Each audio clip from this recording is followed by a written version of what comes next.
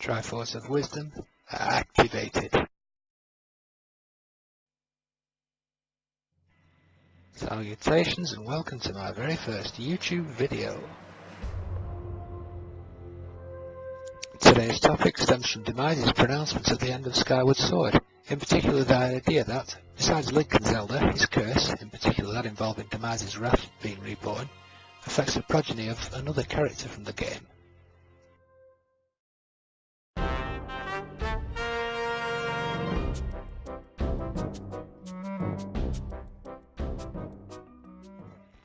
Groose is first introduced as another student at Skyloft's Knight Academy. Groose, along with his two cronies, is initially portrayed as a bully and as Link's self-appointed arch-rival for Zelda's hand.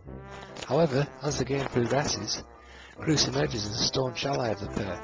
He is the proud wearer of an especially fine pompadour and also wears a red jewel, the colour of Din, signifying power and casting him as the protagonist of a trio, including Link and Zelda, representing courage and wisdom respectively. In terms of Demise's curse, it has already been noted by people more knowledgeable about the series than I, that Demise's prophecy of an incarnation of his hatred being ever opposed to Link and Zelda's descendants may involve Groose. He shares his red hair, darker skin and jaundiced eyes with the human form of the series' most abiding baddie, the tragic figure of Ganondorf. No! Not into the pit! It burns! Yeah. So my aim here is to investigate Groose's possible legacy in the other games in the series, with particular reference to if and how Demise's curse came to play out in their lives. According to the official timeline as expounded in Hyrule Historia, the next events to take place after Skyward Sword are those depicted in the Minish Cap. That game features the Wind Tribe, who share Groose's ruddy hair and also inhabit the atmosphere.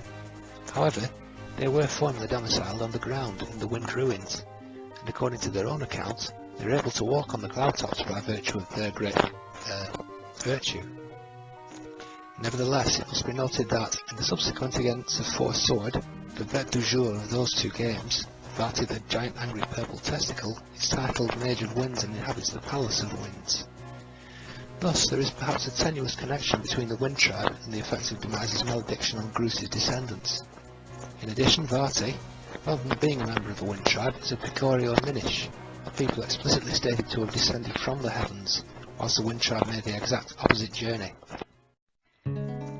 So, on to Ocarina of Time, where we are introduced to the group most likely to be descended from Groose, the Gerudo.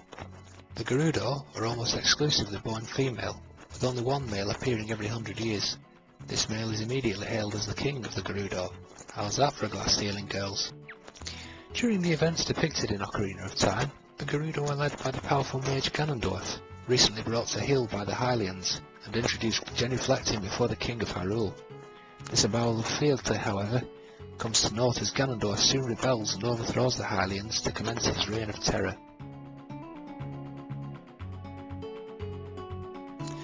Similar to Groose wearing an emblem commemorating Din, he is aligned to the Triforce of Power, which has come to be in his possession, and Ganondorf, along with his beast form Ganon, as an abiding foe of the reincarnations of Link and Zelda, is transparently the opponent predicted to arise by Demise.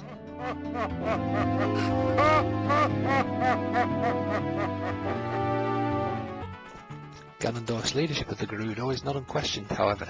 Despite most of his people approving of his ends justifies the means approach to politics and war, his second-in-command Nabooru expresses misgivings about his rule, and ends up opposing him as a sage of spirit. The name Gerudo first appears in Skyward Sword as the name of a species of dragonfly which frequents the Lanayru Desert, the future home of the Gerudo people. Better minds than mine have suggested that perhaps Groose named the area in honour of the dragonflies as a memorial of his friendship with Strick, the taller of his goons and a keen entomologist. The people could thus have taken their name from the toponym. Before we leave the unified timeline, a quick note about an interesting hypothesis. Link's friend from Lon Lon Ranch, Marlon, bears red hair similar to the Gerudo, and some have posited that Marlon's deceased mother was a member of the tribe. Enticing? Maybe, but correct? Probably not. You see, in order to procreate, the Gerudo, being nigh on exclusively female, must take a Hylian mate. Thus, half Gerudo women look pretty much Gerudo. Marlon doesn't fit this pattern at all. We now come to the branching of the timeline and again return to Hyrule Historia. As a result of three possible outcomes of Link's quest to stymie Ganondorf's nefarious plans in Ocarina of Time, three timelines are created. If Link is bested by his enemy, the downfall timeline ensues. If he remains as he is, the adult timeline is followed.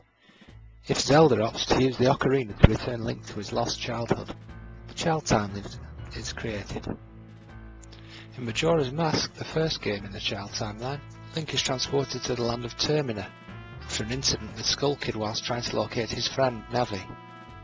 The Gerudo are present in Termina in the form of a group of pirates who infest the Great Bay, led by Avail, a Terminian counterpart of Nibiru's lieutenant from Ocarina of Time. Kome and Kotake, aka Twin Rover, are also present, albeit in an uncharacteristically benign way, running boat cruises and a potion shop in the southern swamp.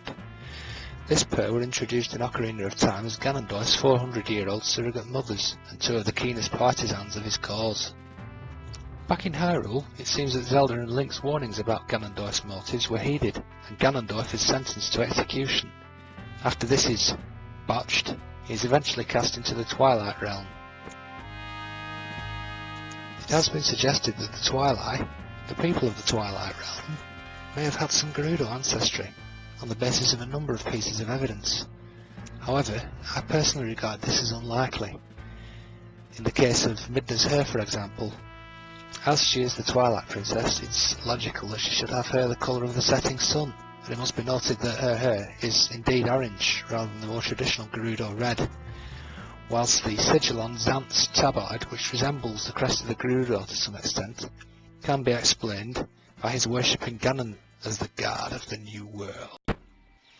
Whilst the Arbiter's Grounds, which some theorise are associated with or atop the Spirit Temple from Ocarina of Time, the most holy place of the Gerudo, most likely represent Hylian triumphalism after the decisive defeat of the Gerudo, with some uncomfortable evidence suggesting a probable genocide, the Gerudo survived in the adult timeline. In Four Swords adventures subsequent to the events of Twilight Princess, they inhabit a village in the Desert of Doubt.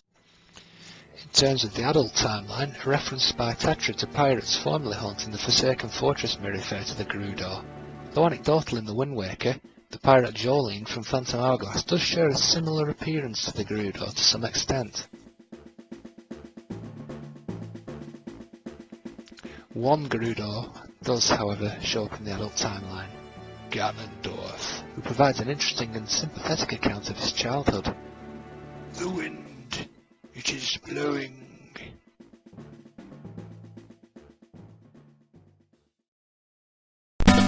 Twin Rover make an appearance in the Oracle games, part of the Downfall timeline, but they are revealed as the prime movers behind Veron and Onox's plots to harness the power of the Oracles, who share their names with the Golden Goddesses, as part of an effort to resurrect Ganon. They succeed, after fashion, though the resulting Ganon has all of the bloodlust and none of the magnificent bastardry we all know and, well, kind of despise, really. The Gerudo in the Downfall timeline, for the most part, would have constituted Ganon's band of thieves, with whom he sought to conquer the Sacred Realm. Many of the monsters in what has become the Dark World may also be altered Gerudo. As for Ganon's band, well, true to form, he kind of wiped them out. In terms of a presence in the Light World, there are a number of thieves knocking about in Hyrule, and thievery was the Gerudo's stock in trade in Ocarina of Time. Another group in the Downfall timeline with possible connections to the Gerudo are the witches who crop up every now and then.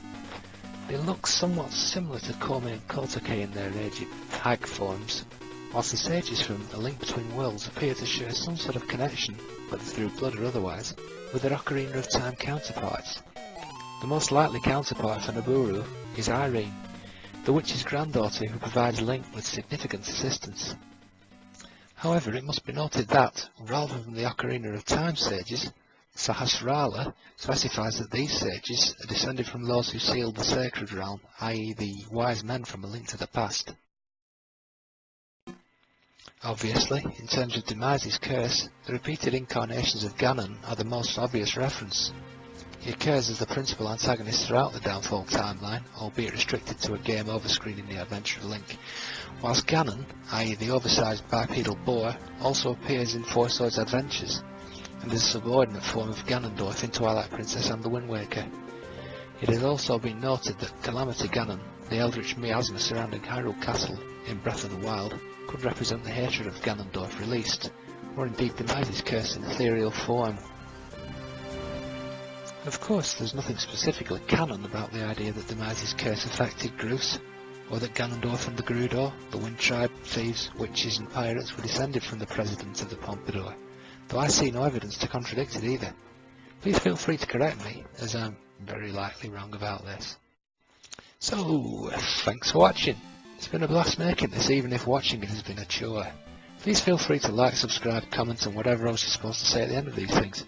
Until next time, if there is a next time, fare thee well, brave heroes.